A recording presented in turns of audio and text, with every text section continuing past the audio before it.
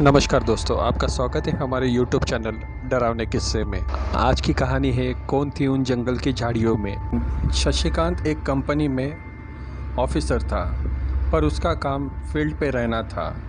एक दिन उसे उसके मैनेजर ने कहा, नागपुर के पास जो हमारी कंपनी की ब्रांच है, उस कंपनी में थोड़ी प्रॉब्लम हो गई है, जिसे शशिकांत को जाके सॉल्व करना होगा। शशिकांत ने भी उन्हें ठीक है कहा और वो नागपुर के लिए निकल पड़ा। शशिकांत अगले ही दिन नागपुर पहुंच गया। शशिकांत का काम 3 दिन से ज़्यादा नहीं था, इसलिए शशिकांत ने एक होटल में 3 दिन के लिए एक कमरा बुक कर लिया। होटल कंपनी से ज़्यादा दूर नहीं था। शशिकांत सफ़र से बहुत थक गया था, इसलिए वो खाना खा के सो गया और अगले दिन उठकर अपने ऑफिस चले गया। ऑफिस पहुंचकर शशिकांत ने अपना काम शुरू कर दिया। थोड़ी देर बाद जब खाने का समय हुआ तो वो उस कंपनी के सुपरवाइज़र के साथ खाना खाने के लिए बैठ गया और बातों ही बातों में शशिकांत ने उसे बताया कि मैं वहाँ एक होटल में रुका हूँ। अब वे लोग खाना खाकर फिर से अपने काम पर चले गए। काम करते करते शाम हो गई, पर शशिकांत ने देखा कि वहाँ के सारे एम्प्लॉई अपने टाइम पर अपने घर चले जाते हैं। शशिकांत ने सुपरवाइज़र से पूछा कि ये लोग रुक कर ओवर टाइम क्यों नहीं करते। तब सुपरवाइज़र ने कहा कि सर, आपको बताऊंगा तो आपको यकीन नहीं होगा, इसलिए मैंने मुंबई में मैनेजर को भी नहीं बताया। शशिकांत ने सुपरवाइज़र से कहा कि मैं यहाँ पर तुम्हारी प्रॉब्लम सॉल्व करने के लिए ही आया हूँ, मुझे बताओ कि क्या हुआ। तब उस सुपरवाइज़र ने बताया कि हमारे सारे एम्प्लॉय ओवर टाइम करते थे, पर कुछ दिनों पहले हमारे 2-3 एम्प्लॉय के साथ एक ही हादसा हुआ, जिस वजह से सारे एम्प्लॉयज़ डर गए, यहाँ तक कि मैं भी डर गया। शशिकांत ने कहा कि हादसा? कौन सा हादसा, मुझे बताओ। तब सुपरवाइज़र उन्हें पूरा किस्सा बताने लगा। सुपरवाइज़र ने शशिकांत को बताया कि हमारा ऑफिस गांव के काफ़ी करीब है, जिस वजह से हमारे ऑफिस में 90% लोग गांव के काम करते हैं। उन्हें आने जाने के लिए एक ही सड़क का इस्तेमाल करना पड़ता है। गांव में लेट होने की वजह से उन्हें कोई सवारी नहीं मिलती, जिस वजह से कुछ लोग पैदल चले जाते हैं और कुछ लोग बाइक से चले जाते हैं। पर एक दिन हमारे एक एम्प्लॉय के साथ कुछ ऐसा हुआ कि वो पैदल घर जा रहा था। वो पैदल ही घर जा रहा था, पर उसे रास्ते में एक लड़की दिखी झाड़ियों के बीच में, और वो रुक गया। उसने सोचा शायद कोई लड़की डर के मारे छुपी हुई है। वो उसके नज़दीक गया और उसने उसे बाहर आने के लिए कहा। वो लड़की पलक झपकते ही झाड़ियों से बाहर आई और उस इंसान का हाथ पकड़कर वो इंसान डर के मारे बेहोश हो गया। सुबह उठकर जब उसने अपने आप को देखा तो वो झाड़ियों के बीच में पड़ा हुआ था और उसने देखा कि उसके बदन पर जैसे किसी ने उसे नोचा हो, ऐसे निशान थे। तब वो इंसान उठने की हालत में भी नहीं था। सुबह हो चुकी थी, इसलिए कुछ लोगों का आना जाना शुरू था। कुछ लोगों ने देखा कि एक इंसान झाड़ियों के बीच में जख्मी पड़ा है, तो उन्होंने उसे अस्पताल तक पहुंचा दिया। 2 दिन बाद दूसरा हादसा हमारे दूसरे एम्प्लॉय के साथ हुआ, जो ऑफिस से छूटकर बाइक से अपने घर जा रहा था। उसके साथ भी वही हुआ जो हमारे पहले एम्प्लॉय के साथ हुआ। जब हमारे ऑफिस के स्टाफ उनसे मिलने गए तो दोनों ने एक ही कहानी बताई, जिस वजह से पूरे ऑफिस में डर का माहौल छा गया। जब इस बात का मुझे पता चला तो मुझे भूत प्रेत पे विश्वास नहीं था, इसलिए चेक करने के लिए मैं वहाँ चले गया। पर जब मैंने वहाँ पहुँचकर झाड़ियों के बीच में देखा तो एक लड़की जैसी आकृति वहाँ पर बैठी हुई थी। जब मैंने अपनी आंखों से देखा तो मुझे उनकी बातों पर विश्वास हुआ। मैं जानबूझकर अपनी जान खतरे में नहीं डालना चाहता था, इसलिए मैं बाइक दौड़ाकर अपने घर वापस लौट आया और उस दिन के बाद हम लोगों ने ओटी करना बंद कर दिया।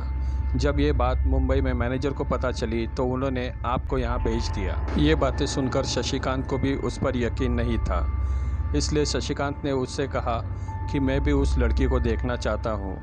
सुपरवाइज़र ने कहा ठीक है, तो आज रात हम लोग वहाँ पर जाएंगे। थोड़ी देर बाद जब रात के 10 बज गए, अब शशिकांत और सुपरवाइज़र बाइक से उस रास्ते की तरफ निकल गए। शशिकांत और सुपरवाइज़र उस जगह पर पहुँचे, पर शशिकांत ने देखा कि उस जगह पर कुछ नहीं था, सिर्फ झाड़ियाँ दिख रही थी। सुपरवाइज़र भी बाइक खड़ी करके वहाँ पे वो शशिकांत के साथ खड़ा हो गया। अब थोड़ी देर बाद शशिकांत ने देखा कि झाड़ियों के पीछे कोई है। जब उसने गौर से देखा तो वहाँ पर एक लड़की थी जो झाड़ियों के बीच में छुपी हुई थी।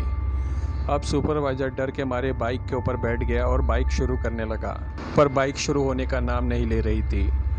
अब शशिकांत भी डर चुका था। अब वो लड़की झाड़ियों में से बाहर आने की कोशिश कर रही थी।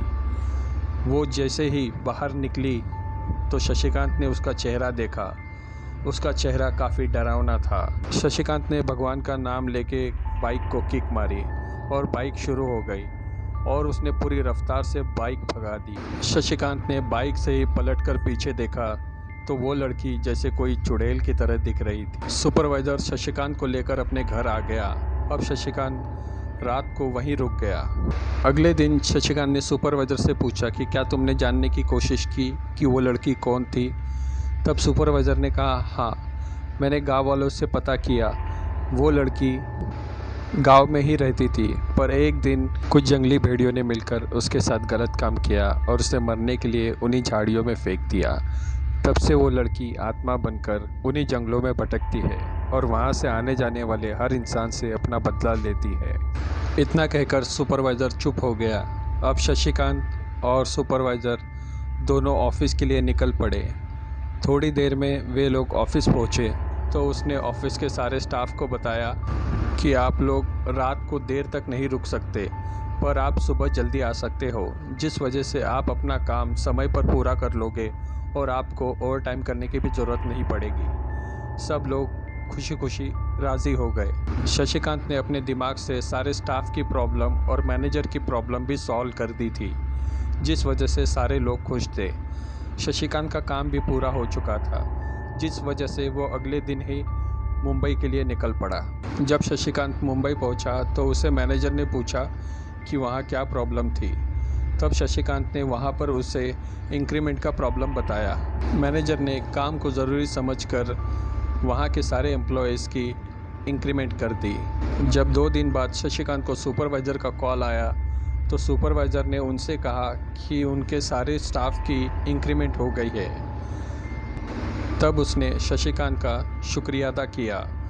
तब शशिकांत ने उसे बताया कि हम शहर के लोग भूत प्रेत पर विश्वास नहीं करते, इसलिए मैंने उन्हें इंक्रीमेंट का बहाना बताया था, जिस वजह से आप सारे लोगों की इंक्रीमेंट हो गई।